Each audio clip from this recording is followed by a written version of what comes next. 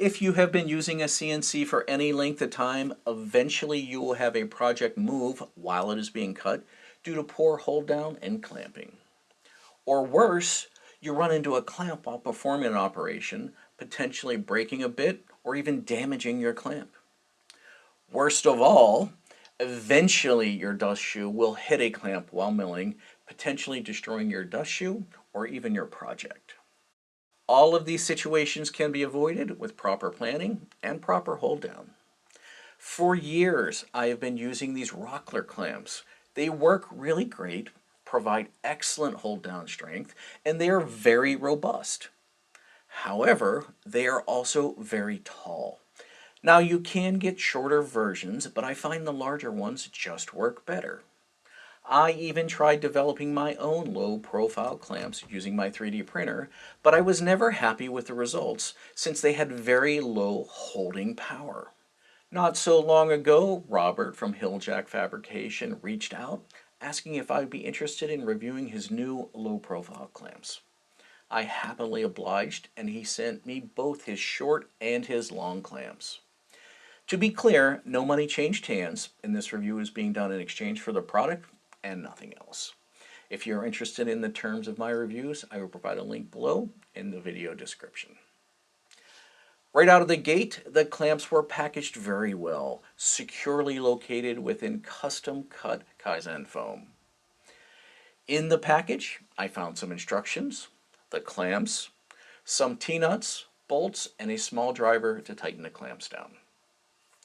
Once you get the clamps out of the packaging, you will immediately be struck about how well made they are and the high quality of his milling. None of the clamps showed any visible signs of milling marks, and all are very well finished. He includes 3 different sizes of 1/4 bolts, 1/2 inch, 1 inch, and 1.5 inch. All the bolts are hex drive, which he provides this cool little driver with a 3D printed handle. Though I think most people in the CNC business already have a driver like this, it is a nice feature and it does come in handy if you keep everything together. Upon close inspection, it seems my 2 drivers are slightly different sizes, and I did receive bolts with slightly different head sizes. Now, none of this affects the use of the clamps, and I'm sure it is just growing pains in the manufacturing process. So the real question is, do they work? Well, I am very happy to report, absolutely. I have used them to hold down parts of various sizes and shapes without any issues. To use the clamp, simply put a bolt through the hole, place the front of the clamp on your workpiece, and tighten the bolt until it is secure. It does not take much effort at all to get a firm fit. Now, I will tell you to use some caution while tightening the clamps, because it can be very easy to over-tighten them, causing the clamps to bend or even push into the workpiece. However, because of the notched nose of the clamp, the chances of marring your workpiece is very low. If you've used some of those claw clamps before, you know how easy it can be to mar your workpiece, potentially even ruining it and causing additional work during the finishing process. So now, are there any issues with these clamps? Well, generally no, but I would say it does depend on your use case. For example, my primary use case for these clamps is holding down thin stock for inlays. The overall thickness of the clamp and the notch in the front makes them too tall for my 1/8 inch stock. This is easily solved by adding a spacer on the back, making the clamps angled such that they can touch the workpiece. If you are using stock taller than 1/4 inch, then you should not have any problems whatsoever.